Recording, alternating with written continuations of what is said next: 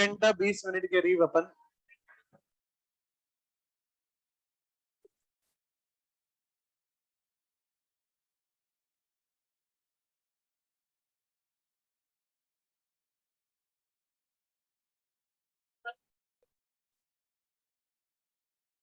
चलो भाई very good है ना।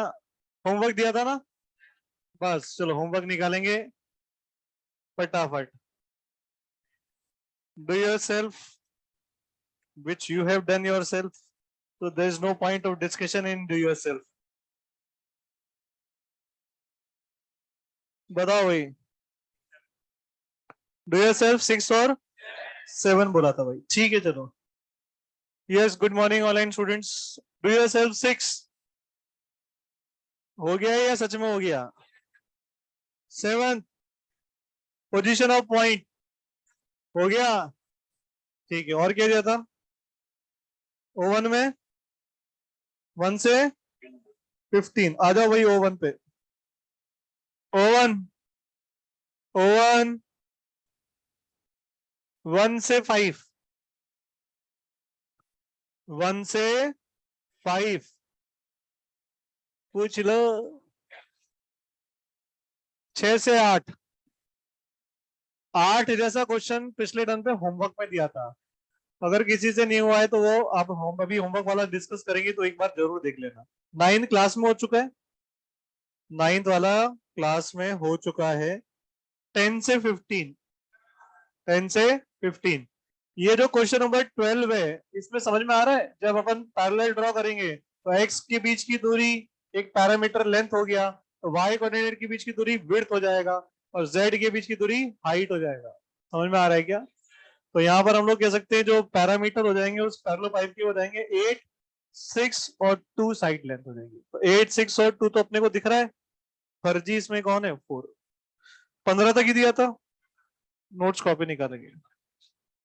S1 भी था 1 से, वेरी गुड। चलो S1 निकालो।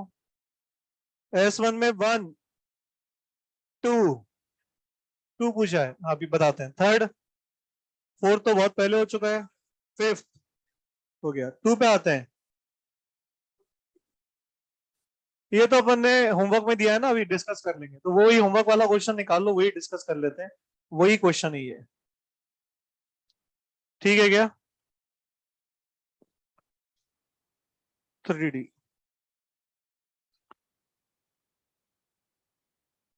क्वेश्चन ये था हमारे पास, find the locus. A plane always remains at a constant distance p from origin and cuts the coordinates at a, b and c.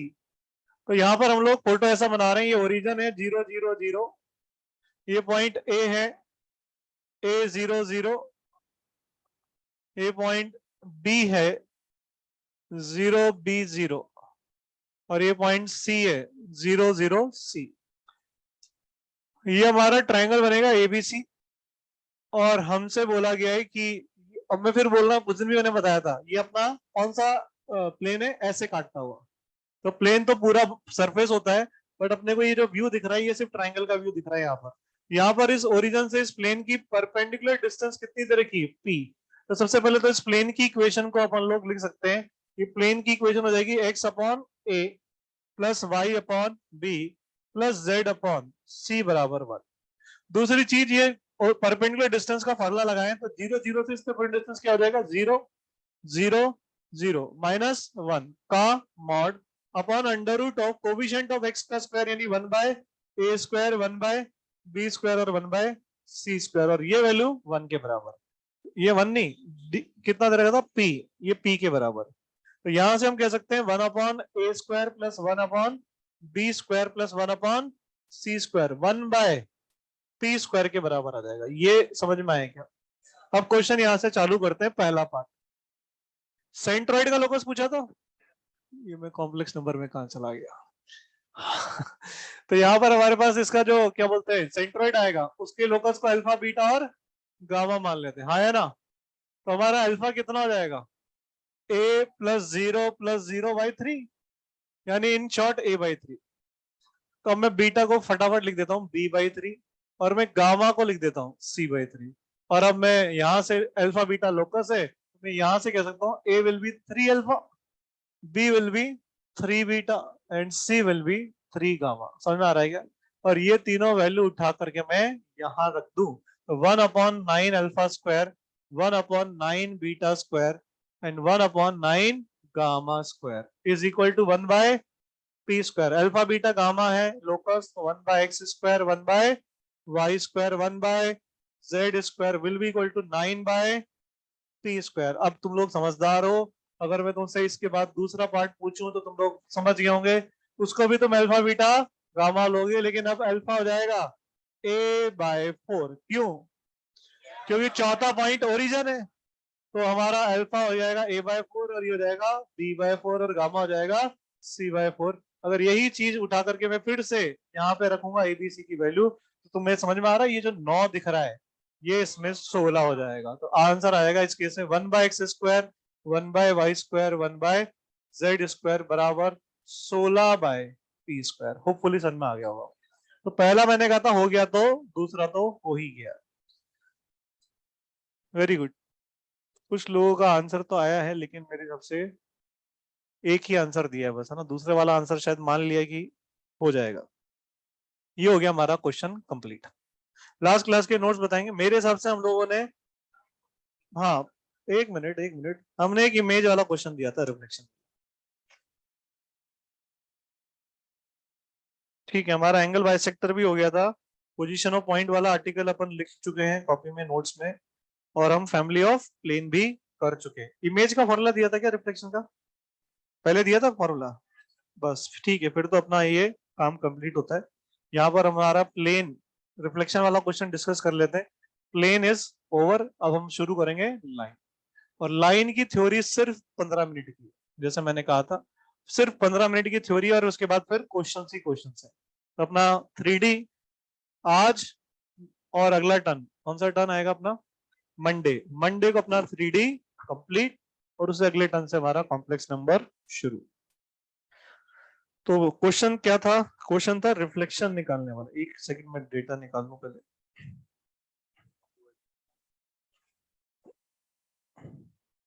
Find the reflection of the plane P1 in the plane P2। Find the reflection करके आओ तुम लोग।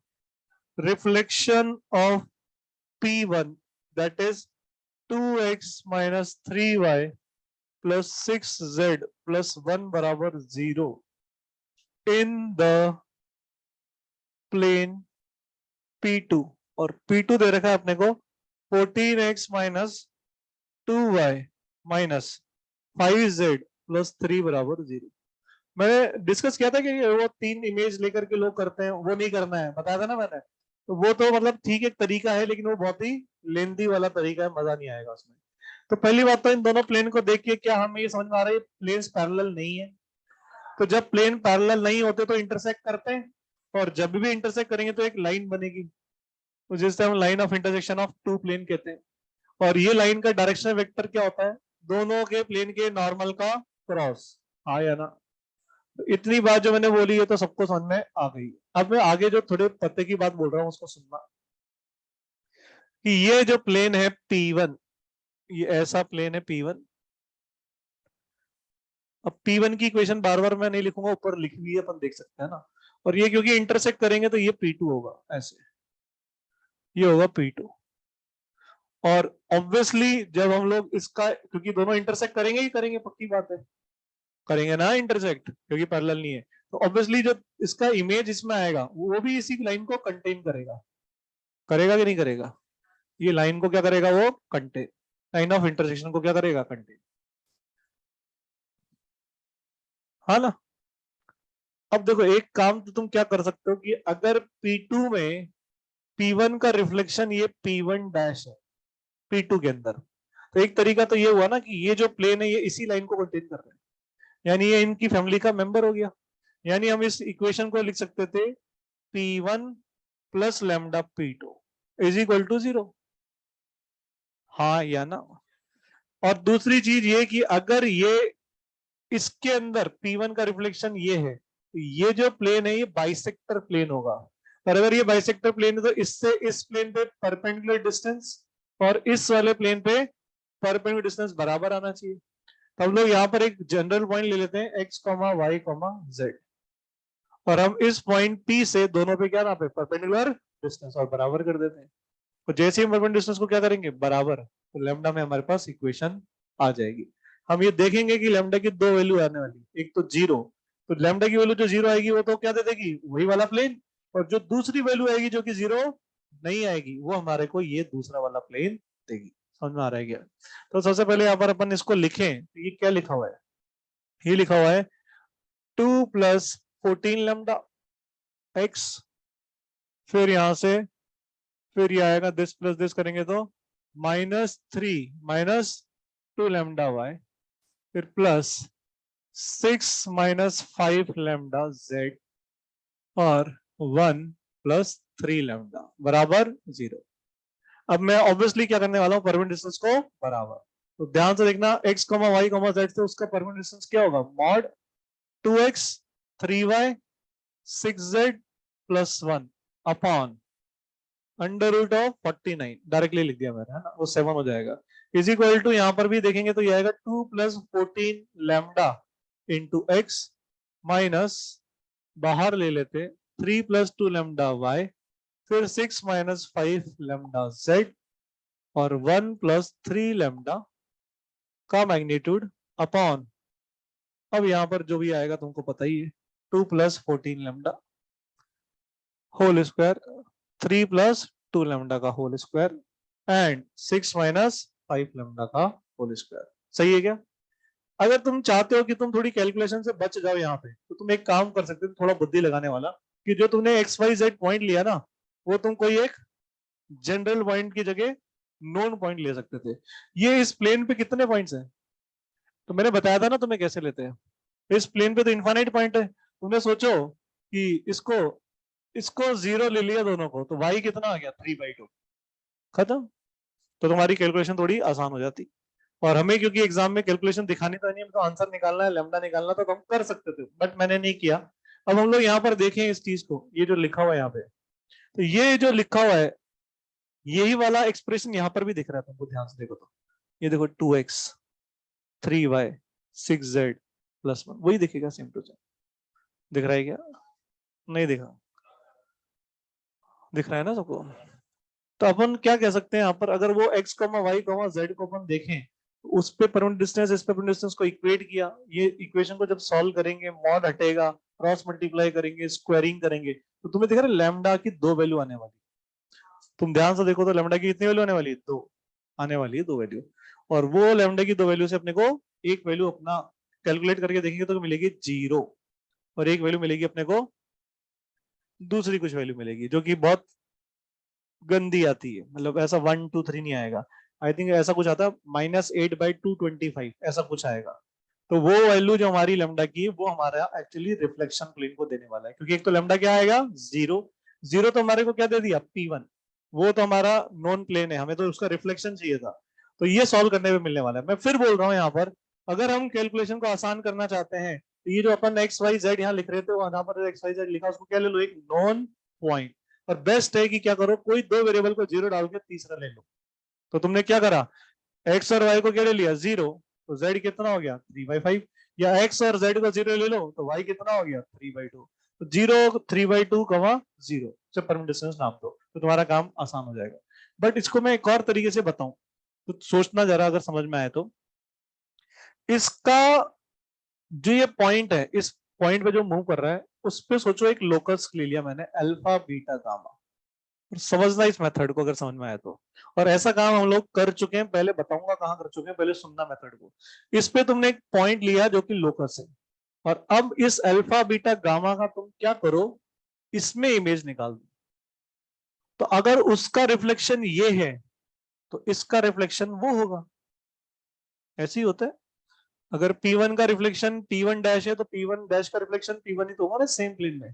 तो अगर मैं alpha beta gamma का इस plane P2 में क्या निकाल दूं, इमेज, तो वो जो इमेज आएगा, वो इस प्लेन P1 को क्या करेगा, खत्म, आंसर आ गया। वो अल्फा बीटा गामा के टर्म में इक्वेशन आएगी, और आखिरी में अल्फा को क्या रख देंगे, एक्स, बीटा को वाई, और गामा को जेड, अगर समझ में आया तो।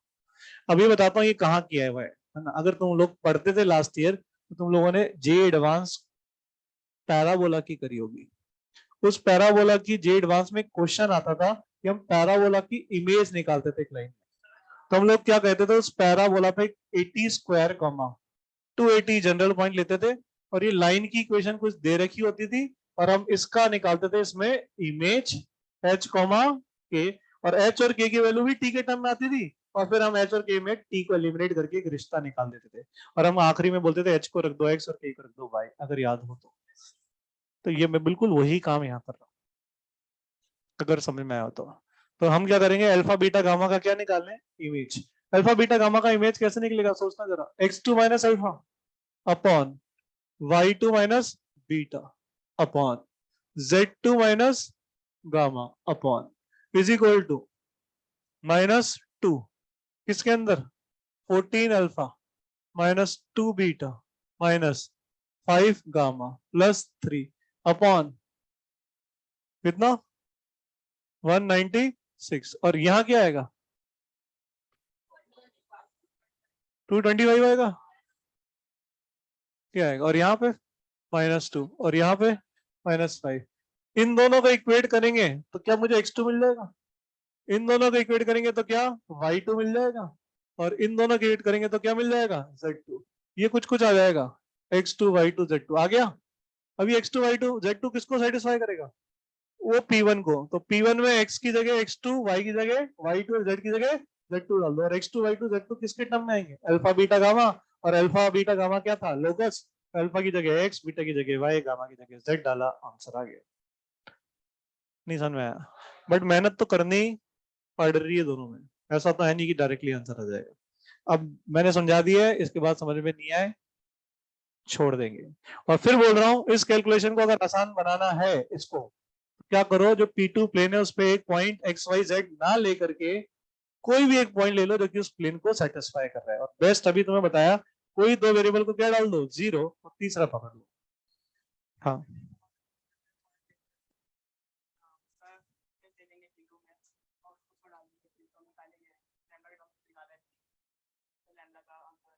क्या क्या क्या क्या, हाँ हाँ हाँ, वो तो अपन कर ही सकते हैं, वो तो एनी टाइम कर सकते हैं इमेज। अगर देखो यहाँ पर हम लोग ये काम करें कि इस लैम्डा को और कैसे निकाल सकते हैं, तो क्या इस P1 प्लेन पे इनफाइनाइट पॉइंट्स है, तो कोई भी एक पॉइंट ले लो तुम इस प्लेन पे, जैसे तुमने मान लो ये पॉइंट ले लिया, कुछ नाम दे दो उसको Q, तो उसको एक नाम दे दें अपन, कोई बढ़िया सा पॉइंट मिल जाए अपने को, 110, हाँ बिल्कुल सही है, 110 ले लो। ये देखो, क्या तुम 110 का इस प्लेन P2 में इमेज निकाल सकते हो, तो उसका जो इमेज होगा इस प्लेन का, इसमें ये क्यू डैश आएगा। सोचो तुमने क्यू डैश की वैल्यू निकाल दी, निकाल दी। अब देखो यहाँ पर उस पॉइंट को क्या कर दो इसमें पुट, किसके पॉइंट को, क्यू डैश को, तो क्यू डैश को अगर इस प्लेन की इक्वेशन में पुट कर देंगे तो अननोन क्या बचेगा, लैम्डा। ये भी हो गया, ये भी हो गया। बट तुम लोग देखोगे जितनी मेहनत तुम्हें इसमें लग रही है इमेज निकालने में, उतना ही सेम काम तुम्हारा यहाँ पर भी हो जाएगा, बट यहाँ पर तुमको फायदा तब उठाना है जब तुम यहाँ पर कौन सा पॉइंट लो, फिक्स पॉइंट। जनरल पॉइंट मत लेना एक्स वाई जेड, अगर एक्स वाई जेड लेके करोगे तो फिर तो थोड़ा सा दो तीन लाइन एक्स्ट्रा जाएगा, इसलिए बेटर है कि क्या ले लो, फिक्स पॉइंट। तुमने वही तो काम वहां पर भी किया, तुमने वहां पर भी तो क्या लिया, फिक्स पॉइंट, 110 ले लिया जैसे तुमने। होपफुली समझ में आ गया होगा ऑनलाइन वालों को, वेरी गुड। हाँ, तो अब इसके बाद कैलकुलेशन का काम जो है मेरे हिसाब से अपन आराम से कर लेंगे, कोई खास कैलकुलेशन तो है नहीं, है ना। बट ये जरूर है कि ऐसा क्वेश्चन मतलब अपने को मिल सकता है, क्योंकि पैराबोला वाला आ चुका है, रिफ्लेक्शन वाला क्वेश्चन लाइन में, तो अपने को ये चीज जरूर भविष्य में हो सकता है मिल जाए सॉल्व करने के लिए। अब हम लोग आगे बढ़ेंगे। नाउ हम लोग हेडिंग डालने वाले हैं, line in 3D, equation of line in 3D, equation of line in 3D।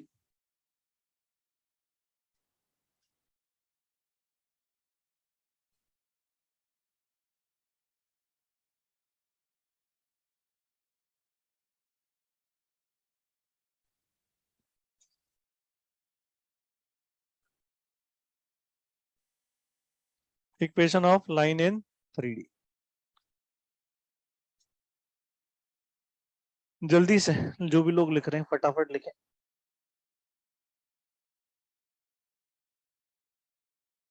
Equation of line in 3D।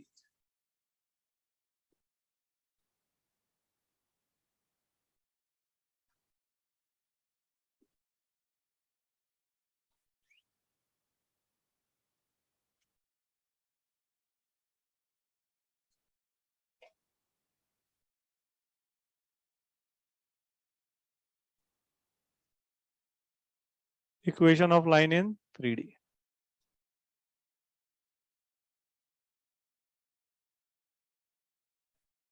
बढ़ू?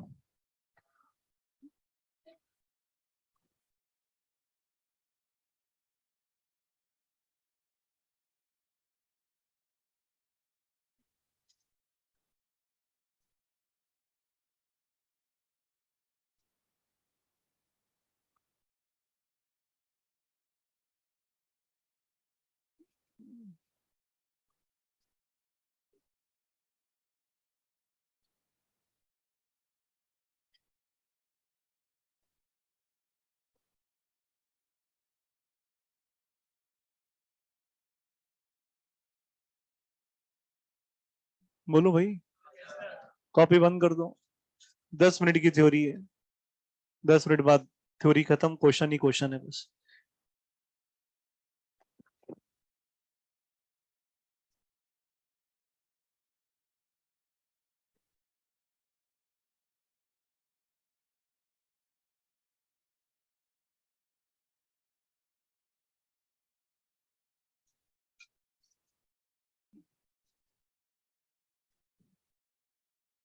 देखो,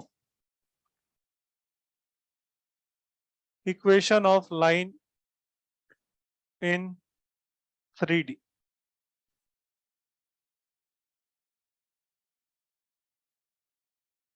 हम लोगों ने ऐसे पढ़ा था, लाइन की इक्वेशन याद करो, आर वेक्टर बराबर P vector plus lambda times Q, ऐसा ही कुछ पढ़ा था हम लोगों ने।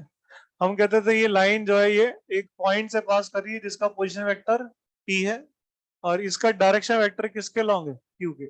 ऐसे ही पढ़ा था ना हम लोगों ने। और फिर हम कहते थे यहाँ पर लोकस के लिए एक पॉइंट ले लो आर वेक्टर, आया ना। और सपोज करो यहीं पर ही अपन लोगों ने क्या करा, इसको 3D फॉर्म में चेंज करना है। अपन ने बोला जो ये पी वेक्टर है, मान लो ये कुछ x1 आई कैप है, y1 जे कैप है और z1 के कैप। मान लो कि जो ये क्यू वेक्टर बोला गया था ये कुछ ए आई कैप है और बी जे कैप है और सी के कैप है, ये लाइन। तो आर वेक्टर हमारा लोकस कैसे निकलता था, एक्स आई कैप, वाई जे कैप और जेड के कैप। अगर मैं ये चीज उठा करके इसमें पुट कर दूं, ये मुझे इस तरह का दिखेगा, r vector minus p vector is lambda times q vector. और याद करेंगे कंडीशन ऑफ कोलिनिटी भी होती थी, एक वेक्टर को लैम्डा टाइम्स दूसरा वेक्टर लिया था, मतलब क्या हो गया, वेक्टर कोलिनियर। तो ये ध्यान से जो लोग देख रहे हैं इनको देखें, ये आर और पी और क्यू ये लिखा हुआ है। अगर मैं दिस माइनस दिस करूं और इधर के कंपोनेंट्स को कंपेयर करूं तो मुझे कुछ ऐसा दिखने वाला, एक्स माइनस x1 और नीचे ए, और y माइनस y1 और नीचे बी, और z माइनस z1 और नीचे सी इज इक्वल टू लैम्डा। अगर दिख रहा हो तो दिख रहा है। यही हमारा होता है लाइन का पहला फॉर्म, जिसको हम कहते हैं सिमेट्रिकल फॉर्म ऑफ लाइन। क्या कहते हैं उसको, सिमेट्रिकल फॉर्म ऑफ लाइन। खत्म। ये हमारा सिमेट्रिकल फॉर्म ऑफ लाइन है। ध्यान से देखिए, ऊपर x का y का और z का कोएफिशिएंट क्या होना चाहिए, 1। और x माइनस जो लिखा है, y माइनस जो लिखा है, z माइनस जो लिखा है, वो पॉइंट है जहां से वो लाइन पास कर रही है। और नीचे जो ए बी सी है ये आपके लाइन के डी आर्स हो गए, डायरेक्शन वेक्टर या डी आर्स। नहीं समझ में आया? तो इसका मतलब ये है, एक तो ये याद रखना है, इसका मतलब ये है कि कल को मैं अगर ऐसा लिख के दे दूं कभी भी, 2x plus 1/3 is equal to y minus 1/4, और यहाँ पे मैं लिख दूं 2 माइनस z/4, ऐसा कुछ लिख दिया, तो सबसे पहले ये सिमेट्रिकल फॉर्म ऑफ लाइन नहीं है। इसको इसमें चेंज करने का मतलब है ऐसे लिखना, x प्लस हाफ अपॉन 3/2, ये y माइनस 1/4, और इसको z माइनस 2/-4 लिखना। अब ये बना हमारा सिमेट्रिकल फॉर्म ऑफ लाइन। और इससे हम लोग ये कह सकते हैं ये जो लाइन है ये किस पॉइंट से पास कर रही है, तो वो जो पॉइंट है वो -1/2 है जिससे लाइन पास कर रही है। और ये किस वेक्टर के अलॉन्ग ट्रेवल कर रही है, तो ये 3/2 i cap 4j cap -4k cap के डायरेक्शन में लाइन ट्रेवल कर रही है। इतना समझ में आया क्या ऑनलाइन वालों को? बात उल्ले पड़ रही है कुछ? Very good. इसी के साथ याद होगा जो भी लोगों ने वेक्टर पढ़ा है, हम लोग वेक्टर में एक जनरल पॉइंट लेते थे, हम लोग कहते थे वही हमारा जनरल पॉइंट है। इसी तरह से हम अगर यहाँ पर एक जनरल पॉइंट लें, हमारा जनरल पॉइंट ऐसा होगा 3D में। जनरल पॉइंट का मतलब है एक्स की जनरल वैल्यू क्या होगी, तो this is equals to lambda. X की वैल्यू क्या हो गई, x1 plus a lambda, y1 plus b lambda और z1 प्लस c लैम्डा। ये हमारा क्या हो गया, general point on the line. क्या हो गया, general point on the line. Lambda की अलग अलग वैल्यू के लिए हमें इस लाइन के ऊपर अलग अलग पॉइंट्स के पोजीशन वेक्टर मिल जाएंगे, ऐसा हमने वहां पर भी बोला था। इसको ही कुछ लोग पैरामेट्रिक फॉर्म ऑफ लाइन भी बोल देते हैं, क्योंकि इसमें एक पैरामीटर आ रहा है अननोन, दैट इज लैम्डा, तो इसको कुछ लोग पैरामेट्रिक फॉर्म ऑफ लाइन भी बोल देते हैं। इसी तरह से अगर कोई मुझसे बोले कि इस पे सर आप एक जनरल पॉइंट लेके दिखाओ, तो कुछ भी नहीं करना है, इस पे जनरल पॉइंट लिखना है तो ये जो इज इक्वल टू लिखा है इसको कुछ लैम्डा मान लेंगे या कुछ टी मान लेंगे। तो जैसे मैंने टी मान लिया इस बार, तो ये 3/2 टी -1/2 हो गया, फिर ये हो गया 4t+1 हो गया, और ये माइनस का 4t+2 हो गया। ये पल्ले पड़ा क्या ऑनलाइन वालों को, ये पल्ले पड़ा क्या भाई? Very good. अब सपोज करें यहां पर कि इस चीज को समझे यहाँ पे जो मैं बोलने वाला हूं, कि कभी हमारे पास ऐसा कुछ लिखा हुआ आ जाए,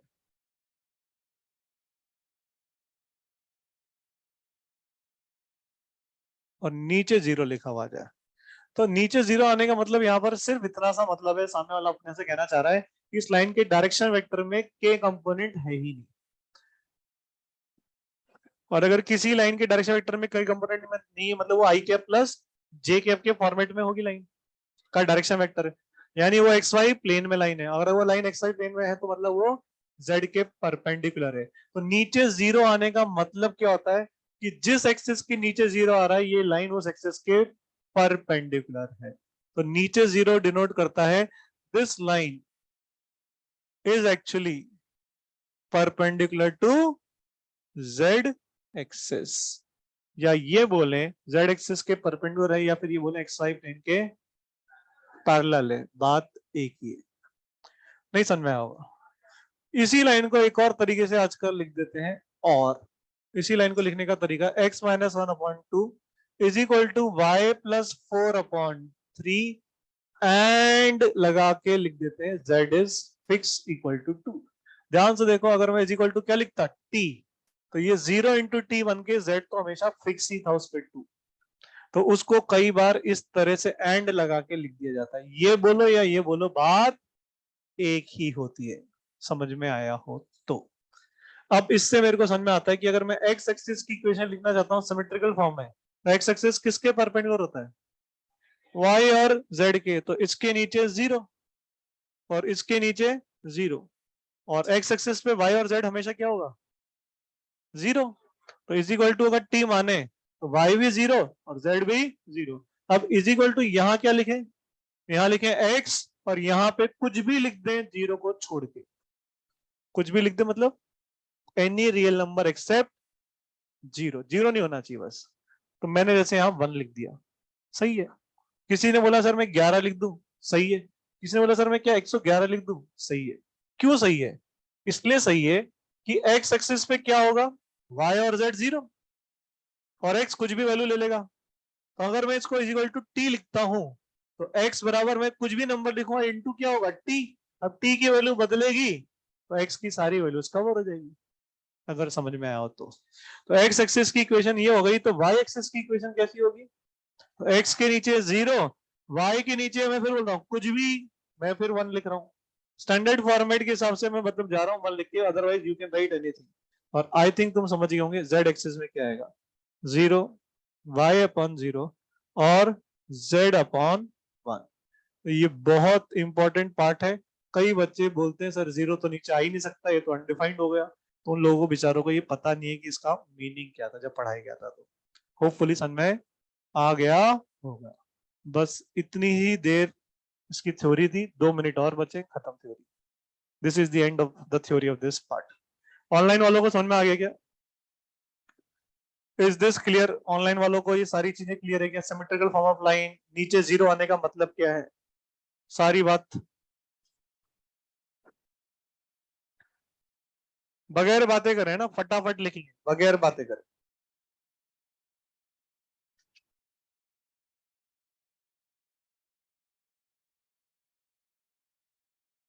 symmetrical form of line, Cartesian form of line, general point form of line, एक ही बात है। इसी को इज इक्वल टू लेमडा लिख करके general point form of line आया। इसी को कुछ लोग कार्टेशियन फॉर्म भी लिख देते हैं ना, कार्टेशियन फॉर्म। एक्स और वाई के फॉर्म में आ गया तो वो अपने आप ही क्या हो गया, कार्टेशियन फॉर्म।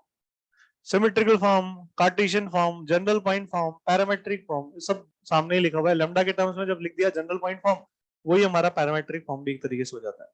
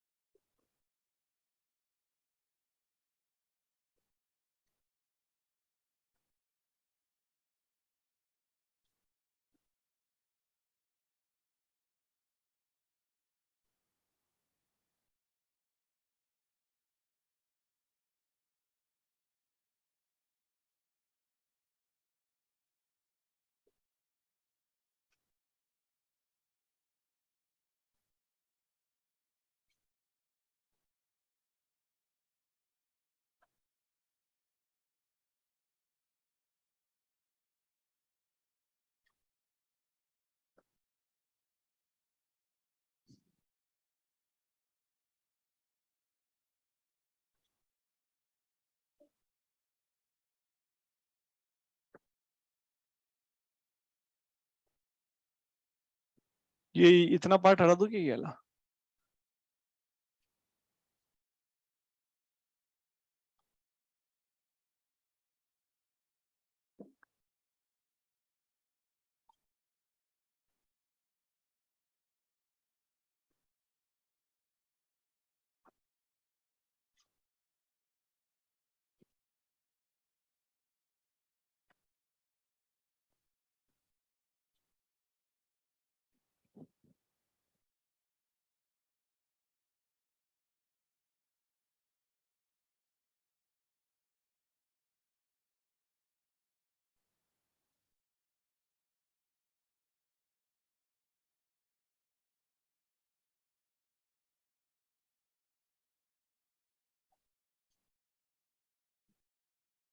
देखो इधर है ना, अब लिखना बंद कर दो इसी चीज को।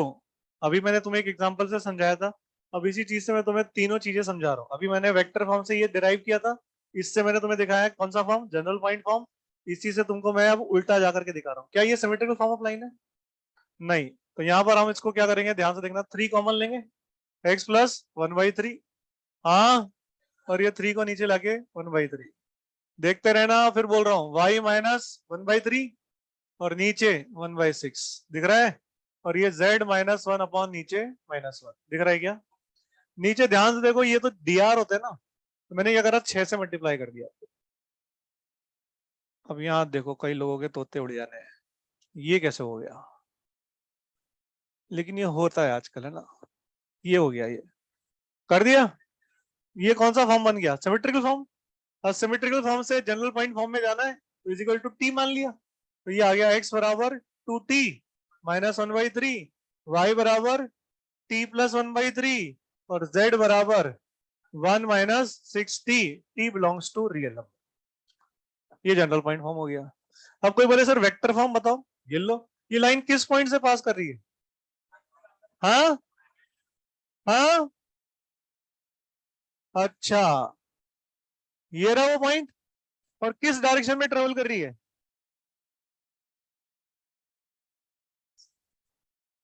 ये हो गया वेक्टर, नहीं हुआ? हो गया। अब इसी से मेरे को याद आया कि अगर मैं तुमसे ये डेटा इस तरह से ना दे करके ये हटा दूं क्या? ये सुनना, बस अपने आप ओरली आंसर निकलेगा। मैं कह रहा हूँ ना, कुछ याद करने की जरूरत ही नहीं है, एक बार बस पढ़ना है, अपने आप समझ में आ जाएगा। ये देखना, मान लो ये लाइन है और इस पे दो पॉइंट है, x1 y1 z1, और दूसरा पॉइंट है x2 y2 और z2। सुनना मेरी बात ध्यान से। अब मैं तुम्हें बोलूं इस लाइन की इक्वेशन लिख के दिखाओ सिमेट्रिकल फॉर्म में, तो सिमेट्रिकल फॉर्म में लाइन की इक्वेशन लिखते हैं तो ऊपर क्या चाहिए? एक पॉइंट। तो हमें तो दो दे दीजिए। और नीचे क्या आता है? रेशियो। क्या हम ए बी का डायरेक्शन वेक्टर लिख सकते हैं क्या? आंसर तुम्हारे सामने आ गया है, x माइनस x1 अपॉन कुछ आएगा, y माइनस y1 अपॉन कुछ आएगा, z माइनस z1 अपॉन कुछ आएगा। नीचे कुछ कौन होगा? ये ए बी वेक्टर का डायरेक्शन रेशियो। क्या मैं यहाँ पर x2 minus x1, y2 minus y1 और z2 माइनस z1 लिख दूं तो क्या ये आंसर हो गया क्या मेरा? खत्म। क्या ये पहली बार पढ़ रहे हैं? मैं कह रहा हूँ वही चीज कि ये सारे काम हम ऑलरेडी कर चुके हैं वेक्टर के अंदर, कुछ भी नया नहीं है। जिसको भी कुछ नया लग रहा होगा, पक्की बात है कि उसने उस समय ध्यान से नहीं पढ़ा होगा। तो यहाँ पर कॉपी करें, फिर एक दो चीज और बतानी है, बस खत्म है। इतनी ज्यादा कुछ है ही नहीं एक्चुअली थ्योरी के अंदर। अपन चाहे तो सीधे भी क्वेश्चन कर सकते थे, सिर्फ बता के सिमेट्रिकल फॉर्म क्या होता है, और एक दूसरा टर्म होता है जिसको कहते हैं अनसिमेट्रिकल फॉर्म। जैसे सिमेट्रिकल फॉर्म ऑफ लाइन होता है, वैसे एक टर्म होता है अनसिमेट्रिकल फॉर्म। अब तुम बोलो सर ये क्या होता है? हमने इसका नाम तो नहीं लिया, और हम ये ऑलरेडी पढ़ चुके हैं वेक्टर के अंदर। अभी भी वो बताएंगे कहाँ पढ़ चुके हैं, अभी याद आ जाएगा जो लोग काफी पढ़ चुके हैं।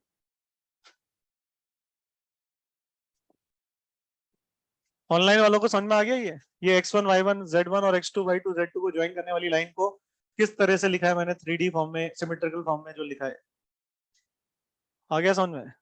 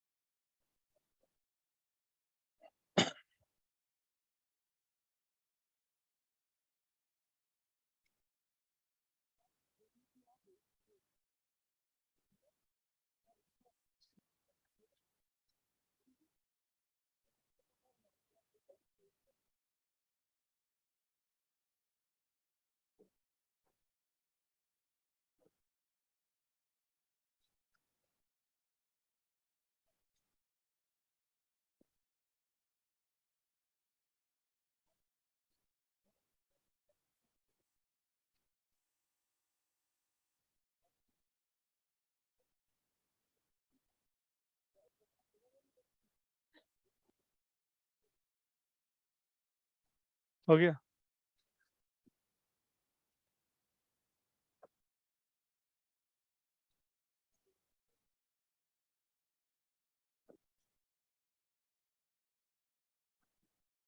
अच्छा, यहाँ पर अपन ने इससे पहले जो लिखा था एबीसी लिखा था, एबीसी क्या था? D R.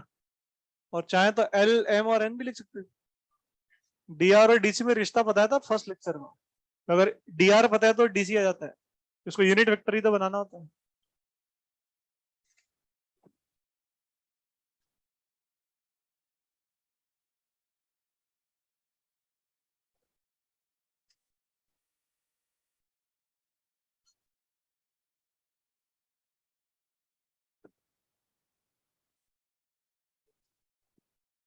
बड़े आगे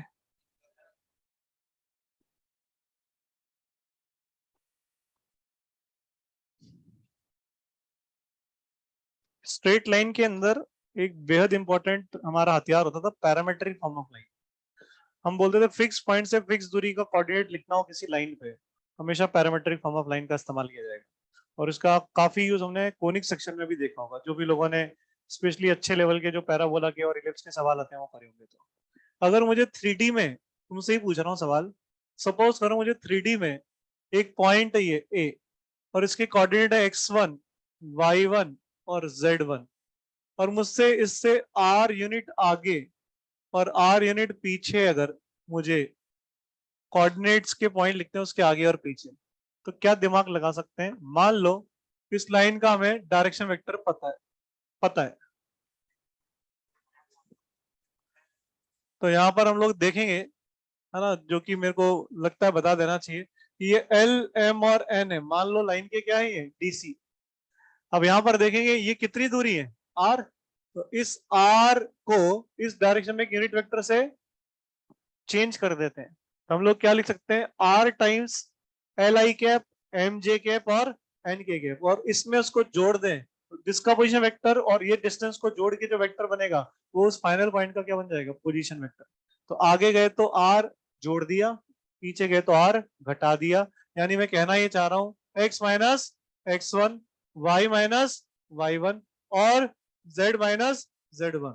नीचे क्या ले लो, डीसी, एल एम और एन, और is equal to plus minus r. एक बार प्लस आर लेके और एक बार माइनस आर लेके, देखो एक्स वाई और जेड की जो नई वैल्यूज आ जाएगी तुम्हारे पास वो क्या आ जाएगी, ध्यान से देखो तो, x1 plus l r, y1 plus m r और z1 प्लस एन आर। एक तो ये आ जाएगी, और दूसरी वैल्यू आ जाएगी तुम्हारे पास, सोचो, x1 माइनस एल आर और y1 माइनस एम आर और z1 माइनस एन आर। कुछ पल्ले पड़ा गया। तो हमारे को अगर किसी लाइन पे फिक्स पॉइंट से फिक्स दूरी का क्या लिखना हो, कोऑर्डिनेट 3D के अंदर, तो सबसे पहले हम लोग उस लाइन के डीसी देखेंगे, डीआर नहीं देखेंगे, क्या देखेंगे, डीसी। और कितनी यूनिट की दूरी पर उस पॉइंट को लिखना है अपने को फिक्स पॉइंट से, उतना उसके साथ क्या करेंगे, एल आर, एम आर और एन आर उसके एक्स वाई जेड कोऑर्डिनेट में क्या कर देंगे, जोड़ देंगे और घटा देंगे। अब यहाँ पर लाइन में एक प्रॉब्लम रहेगी, लेकिन क्या, कि लाइन हमें ये पता हो कि ये एल एम एन है, तो ये वाला माइनस एल माइनस एम और माइनस एन होगा, तो हम सिंपली ये कहेंगे कि ये दो हमारे आंसर हैं, जो कि ए से आर यूनिट की डिस्टेंस पे इस लाइन पे लाई है। क्योंकि अगर स्पेसिफिकली डायरेक्शन पता नहीं कि ये वाला है या ये वाला, तो हम ये नहीं कह सकते आर जोड़ने पे ऊपर वाला मिलेगा और आर माइनस लेने पे नीचे वाला मिलेगा। सपोज करो यही डायरेक्शन एल एम एन ऊपर वाला ना होके नीचे वाला होता, तो जो प्लस करके आंसर निकल रहा है वो पीछे वाला होता, और माइनस करके निकलता वो आगे वाला होता। समझ में आ रहा है क्या? इसीलिए बस वो ये बोलेगा कि अपने से इस फिक्स पॉइंट से फिक्स दूरी का पोजीशन वेक्टर बता दो, वो ये नहीं बोलेगा आगे वाला या पीछे वाला, जब तक कि वो स्पेसिफिकली जो एरो है वो उसका डायरेक्शन वेक्टर के थ्रू शो ना। कुछ बोला मैंने, समझ में आया मैंने क्या बोला? तो हेडिंग लिखो, नोट लगा या नोट लगा के लिख सकते हो, नोट लगा करके लिख सकते हो।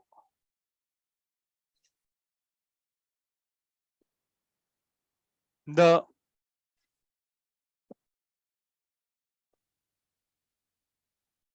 क्या लिखा है इसको,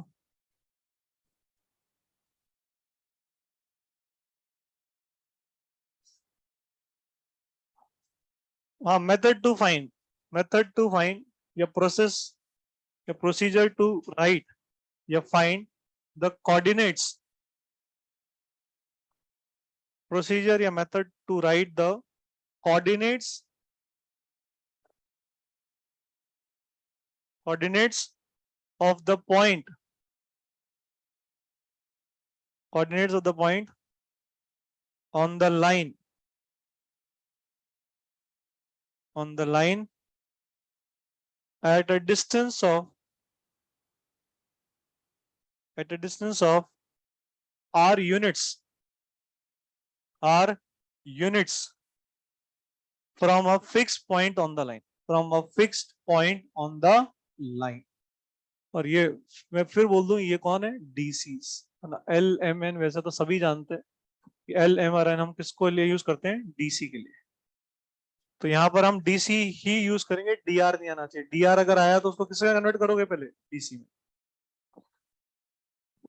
जैसे मैं एक छोटा सा सवाल भी लिख देता हूँ ताकि तुम्हें समझ में आ जाएगा।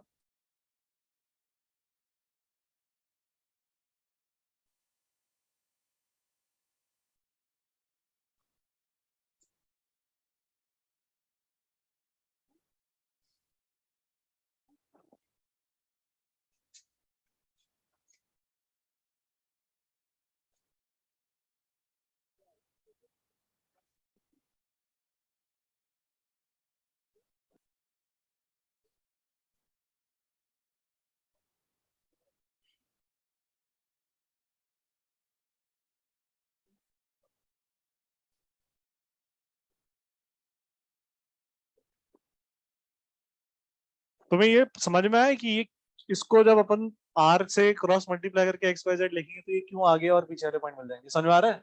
जिनको समझ में नहीं आ रहा ना, उनको कुछ भी नहीं आता है वेक्टर में, बता दूं, क्योंकि वो बिल्कुल गधे हैं। ये क्या हो रहा है? वेक्टर एडिशन चल रहा है यहाँ पे। ये पॉइंट ए है और ये ओरिजिन, इससे इसी डायरेक्शन में कितनी यूनिट पे? आर। इस डायरेक्शन में यूनिट वेक्टर क्या हुआ? L i cap, m j cap, n k cap. हमने कुछ नहीं किया, इस डायरेक्शन में यूनिट वेक्टर को किससे मल्टीप्लाई कर दिया? आर से। तो हमें इस बी का क्या मिल गया? Position vector. तो हम ये कर रहे हैं, this plus this is equal to this. और यहीं से अपन ने चालू किया था, याद करेंगे लाइन की इक्वेशन का भी तरीका। इसी तरह से वहां पर भी शो किया था, जो भी लोग मतलब पढ़ते हैं ध्यान से, जब पढ़ाया जाता था। ये देखेंगे, ये सवाल, ये वही क्वेश्चन है जो अपन वहां पर लिखे थे, बट यहाँ पर ध्यान से देखिए, क्या ये डीसी है? नहीं है। तो इसको क्या करना पड़ेगा? डीसी में चेंज। तो नीचे कुछ और आएगा, क्या होगा वो? कुछ 2/7 आ जाएगा, ये 3/7, और ये 6/7। अब मैं यही कह रहा था, अब एक बच्चा बोल सकता है सर 2/7, 3/7 और 6/7 भी देख सकता था, और एक -2/7, -3/7 और माइनस, अभी यही समझा रहा था थोड़ी देर पहले। लेकिन कोई टेंशन नहीं है, हम लोग इज इक्वल टू क्या लिख रहे हैं? +-3। अब दो आंसर अपने आप आ गए। अगर प्लस वाला आगे से देगा तो माइनस वाला पीछे से दे देगा पॉइंट को, तो हमारे पास आंसर मेरे हिसाब से निकल जाएगा अब इसके बाद, है ना। एक बार प्लस लेके निकाल देना एक्स की वैल्यू और वाई की वैल्यू, और एक बार माइनस लेकर के, तो एक बार +3 के लिए सॉल्व कर लो और एक बार -3 के लिए। आंसर आ गया। ऑनलाइन वालों को कुछ पल्ले पड़ रहा है भाई, क्या हो रहा है? Are you getting what we are trying to explain over here? कैसे अपन लोग फिक्स पॉइंट, फिक्स दूरी का कोऑर्डिनेट लिखने जा रहे हैं 3D के अंदर।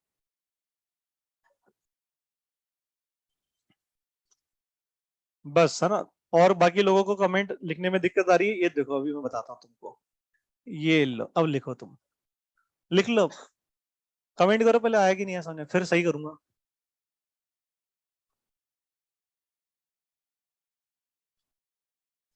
हाँ, आ गया ना लाइन पे? अब लिख लो।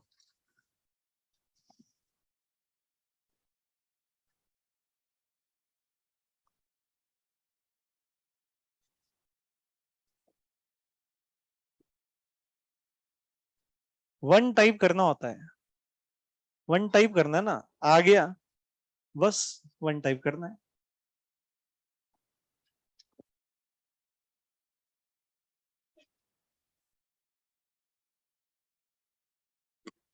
अभी अभी बाहर मिलना बेटा, तेरे को वन की पूरी डिटेल हिस्ट्री बताऊंगा मैं। वन का रिश्ता कहाँ कहाँ से किस किस तरह से जुड़ा, सब बताऊंगा मैं तेरे को, है ना। बाहर आ रहा तो थोड़ा।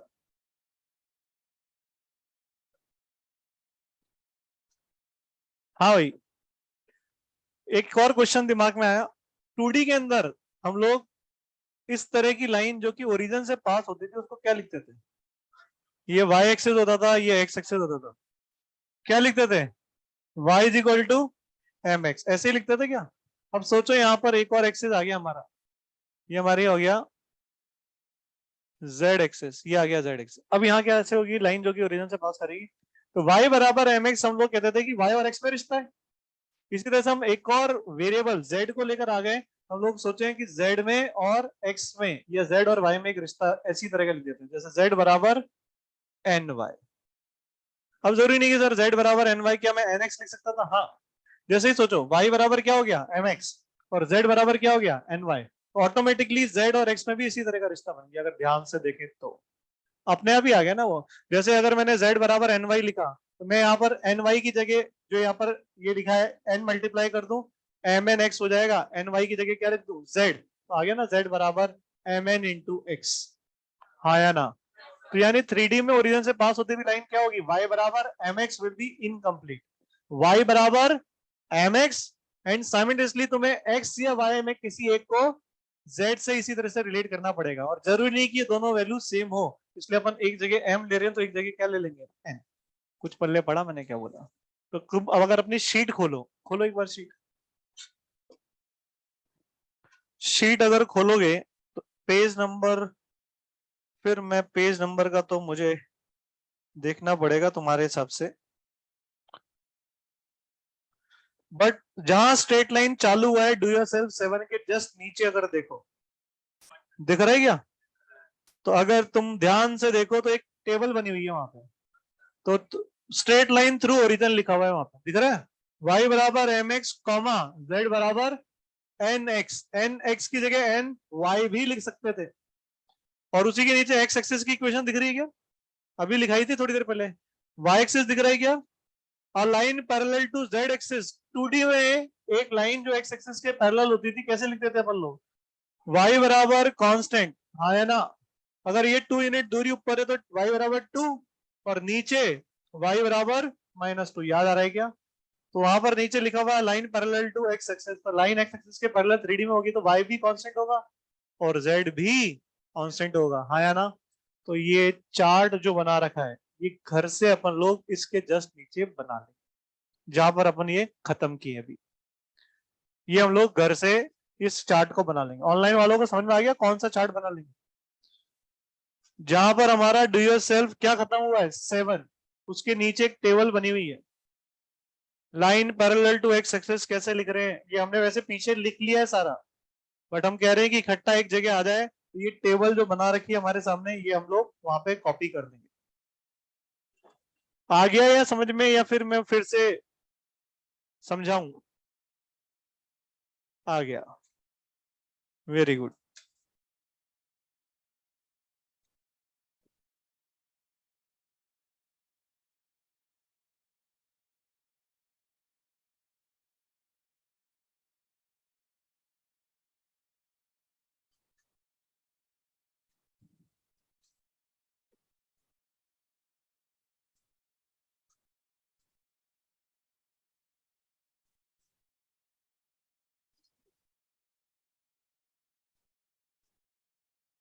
ठीक है, लास्ट है ना article about straight line in 3 days, unsymmetrical form of line लिखो। Unsymmetrical form of line, unsymmetrical form of line. अब अभी मैंने थोड़ी देर पहले कहा था कि हम पढ़ चुके हैं, बस ये नाम हम पहली बार सुन रहे हैं, बाकी हम इसके बारे में सब जानते हैं। अभी मैं जैसे ही बोलूंगा जो भी लोगों ने नोट्स कॉपी पढ़ रखी है वो खट से आंसर दे देंगे मुझे।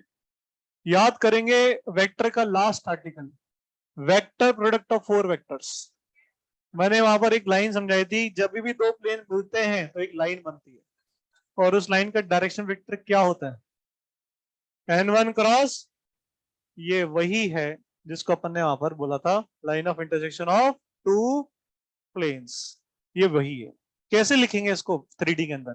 इसको कैसे लिखा जाता है? इसको दो प्लेन्स को इक्वेट करके लिखा जाता है, ध्यान से देखना।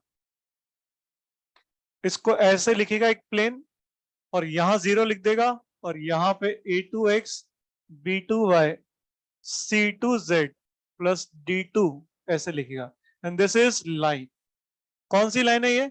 Line of intersection, line of intersection of two planes. कौन से दो प्लेन? ये रहा P1, ये रहा P2। और कई बार इसको ये 0 जो है ना इसको यहां से हटा के लास्ट में इज इक्वल टू 0 लिख देते हैं। समझ में आ रहा है क्या? तो जीरो बीच में लिख सकते हैं दोनों प्लेन के, या इज इक्वल टू दोनों प्लेन इक्वेट करके लास्ट में लिख देते हैं। अब कुछ बच्चे बेचारे जो मासूम होते हैं वो लोग क्या करते हैं कि ये जब आता है तो वो क्या करते हैं, इस प्लेन को इधर लाके इस प्लेन में से घटा के एक नया प्लेन लिख देते हैं और बोलते हैं ये आंसर है। तो उनको यही नहीं पता कि लाइन और प्लेन की इक्वेशन किस तरह की होती है। ये जो लिखा हुआ है यहाँ पर, ये तो एक प्लेन लिखा हुआ है, इज इक्वल टू दूसरा प्लेन कर रहे हैं, तो दो प्लेन इक्वेट किए गए। दो प्लेन इक्वेट होते हैं तो क्या मिलता है, एक लाइन मिलता है। समझ में आ रहा है? तो ये दो प्लेन इक्वेट करके क्या कहना चाह रहा है वो, इन दोनों प्लेन की लाइन ऑफ इंटरसेक्शन की बात हो रही है। समझ में आ रहा है क्या? फिर एक सवाल तुम्हारे दिमाग में आना चाहिए कि सर वो जो बच्चा इसको इधर लाके घटा के जो नया प्लेन लिखता है वो क्या रिप्रेजेंट करता है? तो वो इस फैमिली का ही मेंबर है जो उस लाइन को कंटेन कर रहा होगा। यानी वो एक तरीके P1 प्लस लैम्डा P2 ही है, उसमें आपने लैम्डा की वैल्यू -1 डाल दी तो वो आपका एक मेंबर आ जाएगा। समझ में आया क्या? तो हम लोग कैसे निकालेंगे इस लाइन को, तो हम तो सभी जानते हैं इसके बारे में। इसका डायरेक्शन वेक्टर क्या होगा? तो it is a line of intersection of two planes whose direction vector direction vector is n1 cross n2, or what is n1 and n2? Normal vector of two planes. खत्म. This is the end of the theory of 3D. छापेंगे online वालों को समझ में आ गया क्या भाई? What is unsymmetrical form of line? ये कुछ और नहीं, ये दो प्लेन की लाइन ऑफ इंटरसेक्शन ही है, जिसको हम ऑलरेडी जानते हैं कि इसका डायरेक्शन वेक्टर कैसे निकालते हैं। दोनों प्लेन के नॉर्मल का क्रॉस।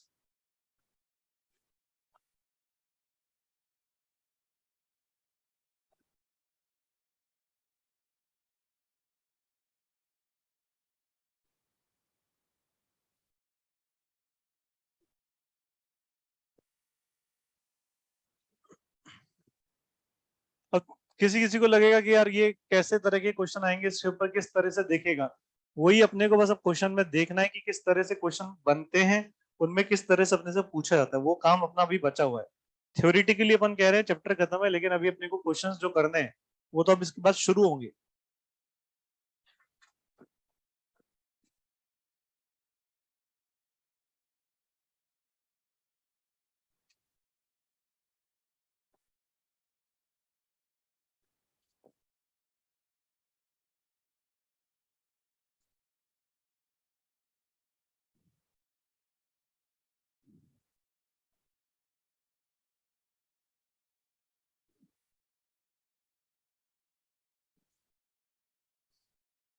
बढ़े आगे। तो चाहे तो वो फोटो जो अपन ने वहां पे भी बनाया था वो बना सकते हैं कि ऐसे ये दो प्लेन है, एक प्लेन ये रहा, ये P1 प्लेन है, इसका नॉर्मल ये N1 है, और ये दूसरा प्लेन है, इसका नॉर्मल N2 है, ये P2। और ये वो लाइन है जिसकी हम चर्चा कर रहे हैं। This is line of intersection of these two planes. ये फोटो हम कई बार बना चुके हैं, वेक्टर के अंदर हमने फर्स्ट टाइम बनाया था। जिन लोगों के पास नोट्स हैं जो पढ़ रहे हैं उनको पता होगा। लास्ट टाइम जो भी बनाया था हमने फैमिली ऑफ प्लेन्स के अंदर, इस लाइन को कंटेन करने वाले जैसे ही कोई बोले ये प्लेन है, ये भी प्लेन है, ये भी प्लेन है, समझ जाओ क्वेश्चन किसका है, फैमिली ऑफ लाइंस को।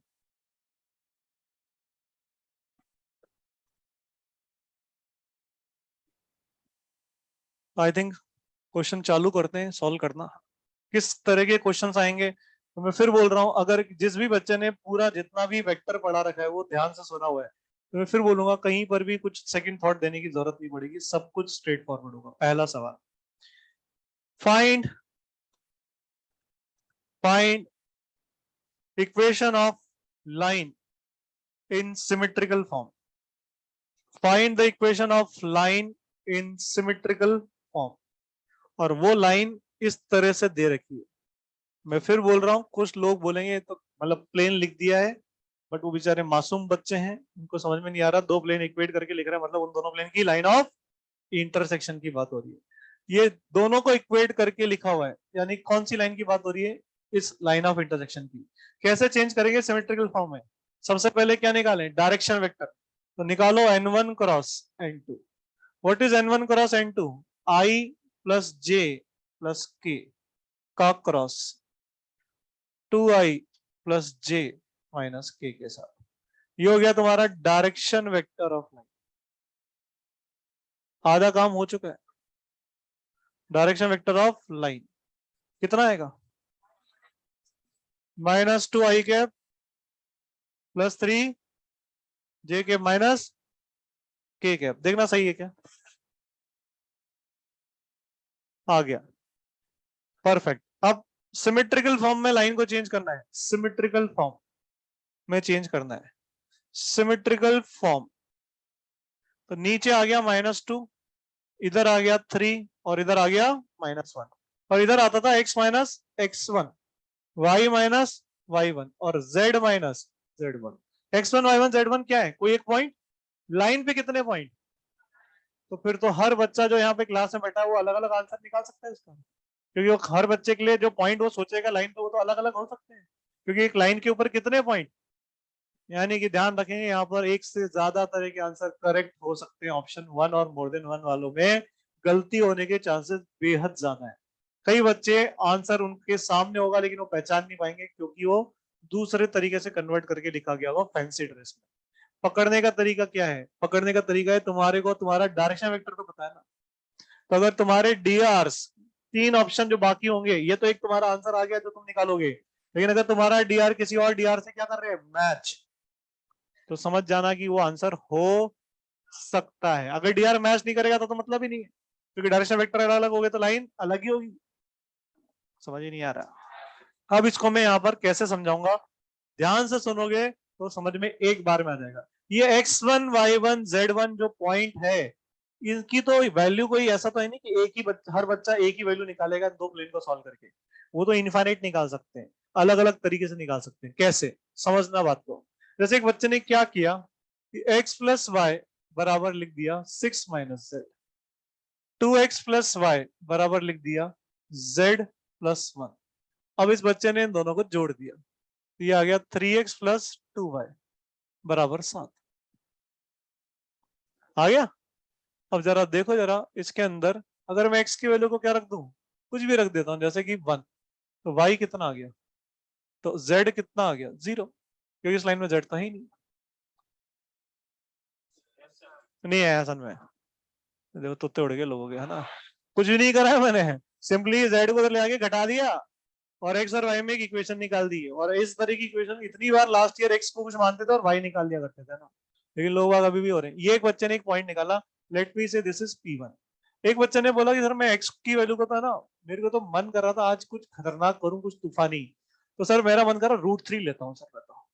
तो बस आज सर मैंने सोच ही लिया था कि कुछ तूफानी करूंगा, तो ये लो। अब उस बच्चे के लिए ये पॉइंट ये आ गया, कर दिया तूफानी उसने। और z तो है ही नहीं सर, तो z क्या हो गया, 0। नहीं समझ में आया। एक बच्चे ने बोला सर ये क्या, z ने क्या बिगाड़ा था, y को उड़ाओ सर। उस बच्चे ने क्या करा, इन दोनों इक्वेशन को जोड़ा नहीं, घटा दिया। तो x इसमें से इसको घटाया तो ये आ गया दिस, इसमें से इसको घटाया तो ये आ गया z प्लस 1 -6 प्लस z। कुछ समझ में आया क्या? ये आ गया x माइनस 2z बराबर -5। उस बच्चे ने कहा सर इस पे कुछ तूफानी करो सर, तो यहाँ पर अपन x को ले लिया 1, तो z की वैल्यू कितनी हो गई, ये इधर आकर के 6 3 हो गया, और y है नहीं इसमें, तो y कितना हो गया 0। ये एक बच्चे ने एक P3 निकाल दिया। नहीं समझ में आया। एक बच्चे ने बोला सर ये क्या, x को उड़ाओ, y और z में रिश्ता निकालो। समझ में आ रहा है? आंसर कितने हो सकते हैं, इनफाइनाइट। अब इसको एग्जाम में कैसे पकड़ेंगे? अगर एग्जाम में किसी को इस आंसर्स को पकड़ना है तो क्या तरीका हो सकता है, सुनना। क्या हो गया है, क्या हो गया?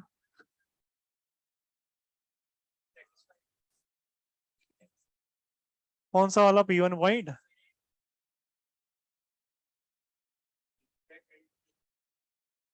सॉरी, हाँ ये वाला पॉइंट अपन ने डायरेक्टली z कैसे लिख दिया, हाँ ये तो इसको सेटिस्फाई करेगा ना पॉइंट। तो अपन ने यहाँ लिखा 1 और 2, 1 और 2 लिखेंगे तो z की वैल्यू 3 आएगी यहाँ, और यहाँ पे कुछ और आएगी, मान लो कुछ आएगी यहाँ पे, ये आ रही है ना। इसी तरह से यहाँ पर भी अपन, ये 1 और 4 आ गया तो ये कितना आ गया 2 आ गया, कुछ आ जाएगा मतलब, है ना। अब मैं यहाँ पर एक और चीज बताता हूँ इसी से, चलो एक अच्छी चीज और समझाता हूँ। ये जो प्लेन है, ये प्लेन को अगर ध्यान से देखें तो इन प्लेन के अंदर आई, जे और के तीनों कंपोनेंट है। और इस बात को बहुत ध्यान से सुनेंगे तो एक बार में समझ में आएगा, अगर आई, जे और के कंपोनेंट तीनों हैं तो ये प्लेन पक्का एक्स एक्सेस को कहीं ना कहीं कट करेगा, वाई एक्सेस को भी कट कर देंगे, जेड को भी कट कर देंगे, या ये बोले एक्स वाई प्लेन को कहीं ना कहीं कट करेंगे। जब दोनों प्लेन एक्स वाई प्लेन को कट करेंगे तो दोनों प्लेन में जेड जीरो होगा। तो मैं यहाँ पर एक काम कर सकता था, सीधे ही मैं दोनों प्लेन में z को 0 डाल देता हूँ, और दोनों प्लेन में z को 0 डालूं तो x प्लस वाई बराबर 6 हो गया, और 2x प्लस वाई बराबर 1 हो गया। अब इन दोनों को सॉल्व करके अगर मैं घटा दूं तो x की वैल्यू, इसमें से इसको घटाया तो -5 आ गया, और y की वैल्यू करीब -5 आया तो इधर जाके 11 आ गया। जरा देखो ये पॉइंट दोनों प्लेन को सेटिस्फाई कर रहा है कि नहीं कर रहा है? ये भी एक आंसर आ गया, समझ में आ रहा है। इसी वजह से एक बच्चे ने बोला सर एक्स वाई प्लेन ही क्यों, ये में तो आई, जे और के कंपोनेंट तीनों है, तो ये जेड एक्स प्लेन को भी तो कहीं ना कहीं कट करेंगे, तो ऐसा करो सर वाई जीरो ले लो। समझ में आ रहा है। तो मैं समझाने की कोशिश क्या कर रहा हूँ कि जो पॉइंट है यहाँ पर, ये x1 y1 और z1, इसकी वैल्यूज कितनी हो सकती हैं, इनफाइनाइट। समझ में आ रहा है मैं क्या कह रहा हूँ बार बार। तो एग्जाम में हम कैसे पकड़ेंगे, ध्यान से सुनना कैसे पकड़ेंगे। अगर समझ में आए तो बहुत अच्छा रहेगा, क्योंकि वन और मोर देन वन में अगर हम इस चीज को पकड़ लिए, जैसे मैं 3 ऑप्शन बना देता हूँ यहाँ पे। एक तो वही जो अपन ने लिखा हुआ है, और अपने को जो फर्स्ट ऑप्शन मिला था पॉइंट P1 वाला, x-1, y-2 और z-3, माइनस ये ना 3, और नीचे आ गया डी आर अपना, कितना आ गया ये -2√2, और ये 3√2, और ये -√2। समझ गए। अब किसी बच्चे के लिए अगर ये नया डायरेक्शन वेक्टर है और वो अलग है तो फिर, है ना, उसका समय हो चुका है ना। तो ये हमारा सही आंसर है, ए हमारा correct answer, A is correct. अब दूसरा ऑप्शन लिख रहा हूं मैं यहाँ पे, ये वाला, x+5 अपॉन y-11 अपॉन और z अपॉन, और यहां मैं लिख देता हूं -√2 +√2 लिखते हैं, -3/√2 और माइनस का ही प्लस का 1/√2, ये 1/√2 है। ये भी सही है। अब कैसे मैं पकड़ रहा हूं सबको, सबसे पहले मैंने बोला ना, सबसे पहले डीआर पे नजर मारो, क्या ये वाला डीआर उससे मैच कर सकते हैं। तो अगर तुम ध्यान से देखो तो इसको किसे मल्टीप्लाई कर दो, -√2 से पूरे को मल्टीप्लाई कर दो, आ जाएगा। इसी तरह से ये वाले को अगर अपन उससे मैच कराएं तो क्या करो, √2 से डिवाइड कर दो। तो पहली बात, अगर डीआर मैच कर जाए तो वहां पे सतर्क हो जाओ कि तुम्हारा आंसर उससे मैच कर सकता है। अब अपना आंसर उससे मैच कर सकता है, जैसे ये नया आंसर आया। अब इस आंसर को मैं इससे कैसे मैच कराऊंगा, ध्यान से सुनना। इसके ऊपर तुम्हें एक पॉइंट दिख रहा है, जो तुम्हें दिख रहा होगा, -5, 11 और 0 दिख रहा है। और इस लाइन के ऊपर भी तुम्हें एक पॉइंट दिख रहा होगा Q, वो है 1, 2 और 3, दिख रहा है क्या। तुम इस PQ वेक्टर को लिख दो, P से Q की तरफ जाता हुआ वेक्टर लिख दो। कितना आएगा, दिस माइनस दिस, तो 6 आई कैप, फिर -9 जे कैप और 3 के कैप। ये जो dr आया, क्या ये उससे प्रोपोर्शनेट आया क्या। इसका मतलब क्या हो गया, ये पक्का हो गया कि ये दोनों लाइन सेम है, क्योंकि तुमने दो लाइन जो ली थी उनका डायरेक्शन वेक्टर क्या था, सेम। और ये पहली बार नहीं कर रही है, वेक्टर में भी करा था।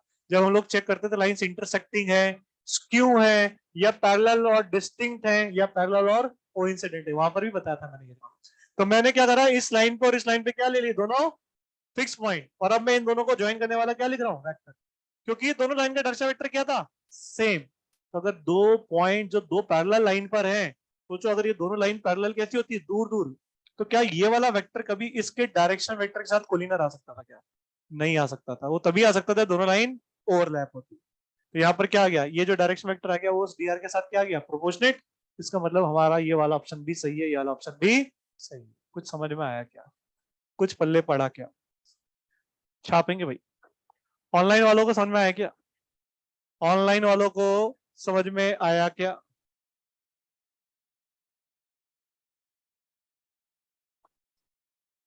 हाँ हाँ, और एक दूसरा तरीका तो यह है कि दिमाग बिल्कुल नहीं लगाना, इतना भी नहीं दिमाग लगाना किसी बच्चे को कि पी और क्यू को अपन चेक करें। तो पहले तो सबसे पहले वो बच्चा क्या कर ले कि डीआर को देख ले। डीआर देख लिया। अब इस लाइन पे जो पॉइंट आया था वो क्या था, -5, 11 और 0। ये पॉइंट जाकर के दोनों प्लेन में पुट करके देख लो, अगर ये दोनों प्लेन को क्या कर रहा है, सेटिस्फाई, और dr सेम आ गया तो फिर तो सेम है। समझ में आया क्या? तो जैसा जिसको मन करे ना, जैसा जिसको सही मन कर रहा है कर सकते हैं, लेकिन ये ध्यान देना आंसर एक से ज्यादा आ सकते हैं।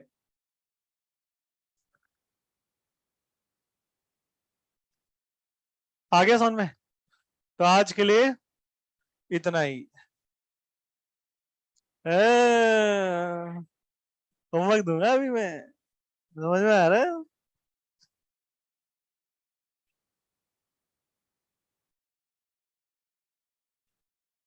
कहां तक दिया था अपन ने? 1 to 15। S1 में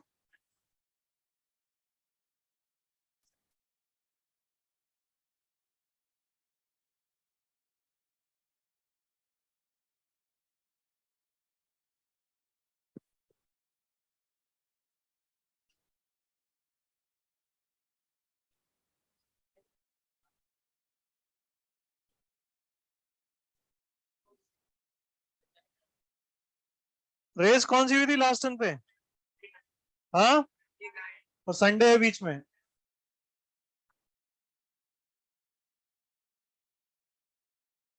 29 है ना?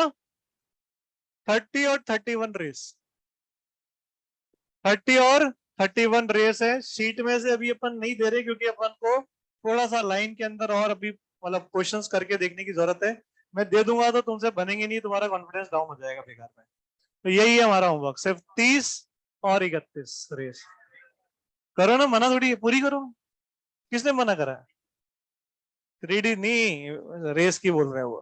ठीक है क्या भाई? तो भाई ऐसा है कि क्या करें, रिवाइज वेक्टर के नोट्स और 3D के नोट्स एक बार क्या कर लें, रिवाइज, क्योंकि होमवर्क ज्यादा नहीं है। तो आज के लिए इतना ही।